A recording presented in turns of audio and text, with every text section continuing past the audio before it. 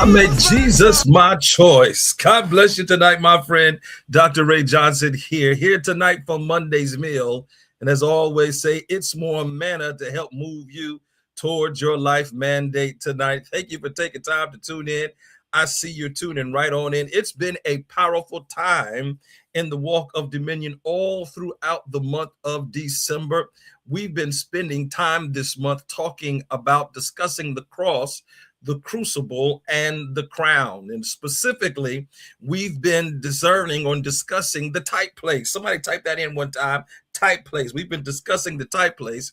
And what we believe is that God has favor for each of us in the tight places of our lives. And so we've said it this way. We've said that if you can survive the tight place, meaning if you can make it through your crucible moments and survive your cross, God will indeed give you a crown. That's right. If you can survive your crucible moments and make it through your cross, God will indeed give you a crown. And we've been discussing the Christmas story as a backdrop to all of this. And it's been a powerful time because what we're understanding is that God himself, in the person of Jesus Christ, he came into this world through a tight place. That's right. Somebody type that in. Tight place, tight place, tight place. He came into this world through a tight place. And if you can survive the tight places, the crucibles of life, and then survive the moments of your cross, God will give you favor in wearing a crown. And I don't just mean wearing a crown in the next life. I mean wearing a crown right here and right now. And so I want to thank you for tuning in tonight. Tonight it's Monday's meal. It's more manna to help move you toward your life mandate. And I'm telling you, tonight's going to be a great night and more powerful. Let me just acknowledge a few of you that are on your way in. Mother, good to see you on tonight. Glad you're here. Praise the Lord, Sister Sheila.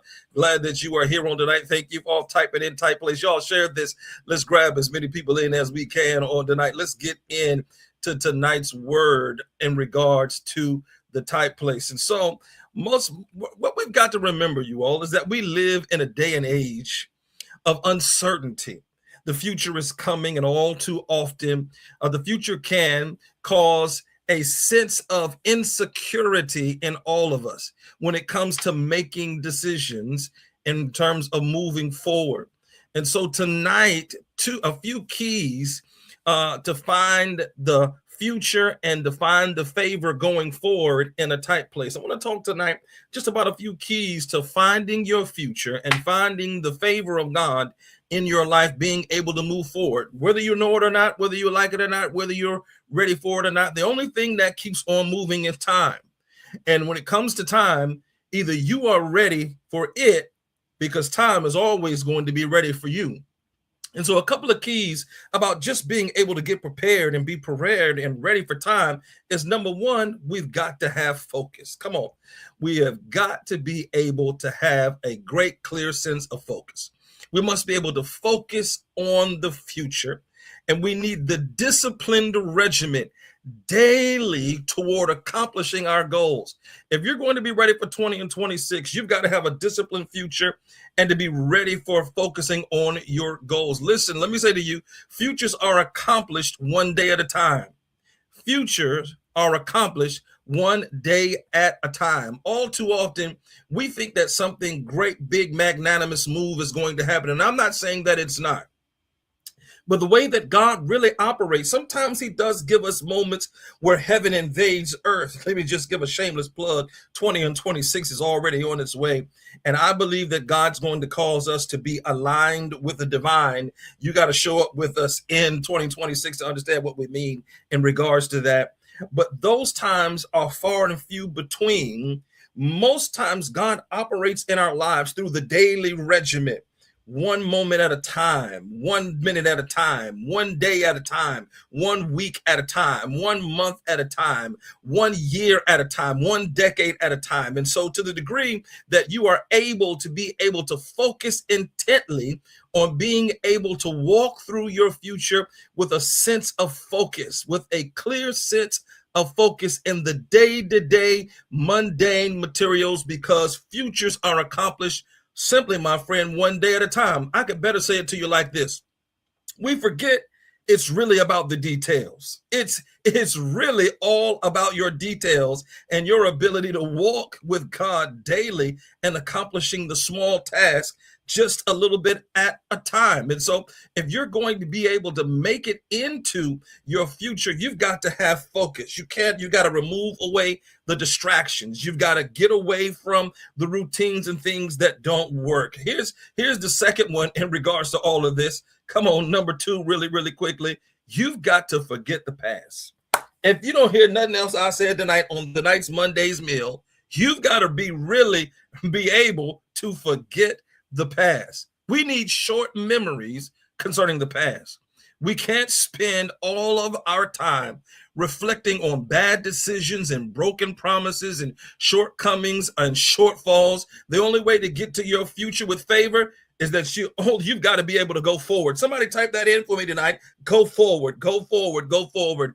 A lot of times we spend too much time reflecting and focusing on what hasn't happened, what hasn't worked.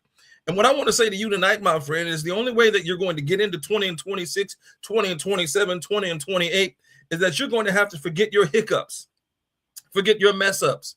You can't spend your time dwelling on the bad decisions. You'll be surprised at how much, even right now, the decisions that you made about yesteryear are still plaguing your mind. And the only reason why it seems as if it has some kind of influence on right now is because you keep dwelling on it, reflecting on it, and keep manifesting the thoughts of it, and it shows up in your present day reality. Have you ever found yourself in a moment where something looks all too familiar? You could be in a brand new place, brand new territory, brand new moment, brand new home, brand new relationship, brand new job, and all of a sudden, because of your own decision making, you bring the crisis from a crucible into the current moment that you're in. And there's no way that you can move into your future to go forward with that kind of mindset. So I came tonight to say, if you're going to be able to find favor in your future from a crucible type place moment, you got to have a very, very short memory, a very, very short memory. I could say it better to you simply like this. The only way forward is to go forward. You can't go back now. The only way to go forward is to simply go forward. Before I give you some of the last one, let me acknowledge a couple of you on tonight. Good to see you, Sister Sheila. Hey, who was just that's watching on tonight? Checking us out. Look at that right there, tuning right on in with Sister Virginia Bailey talking about going forward on tonight. Come on, let me just get to this last one for us on tonight. If we're going to find favor in our future, not only do we need focus, not only do we need a short memory and being able to forget the past, but you all know this one. It's real easy. You got to have the eyes of faith. We often think faith is just waiting on God. I got a news flash for a moment for you, when really God is really waiting on us. A lot of times we think that we are waiting on God and God is really waiting on us. Let me tell you and remind you that faith is a verb. It's an action word. We heard that scripture over in Romans that reminds us that faith without works is dead. And James, the writer there, says, if you show me your works, I will show you my faith by my works. Some of you, even right now, don't wait till January. Take the time and the moment and the minutes right now and start writing down and filling in and putting together the strategic plan. Look at what your strengths are, what your weaknesses are, what the opportunities that are available to you. What are the threats toward those opportunities? Start putting together your action steps and your strategies. Don't wait until January 1st.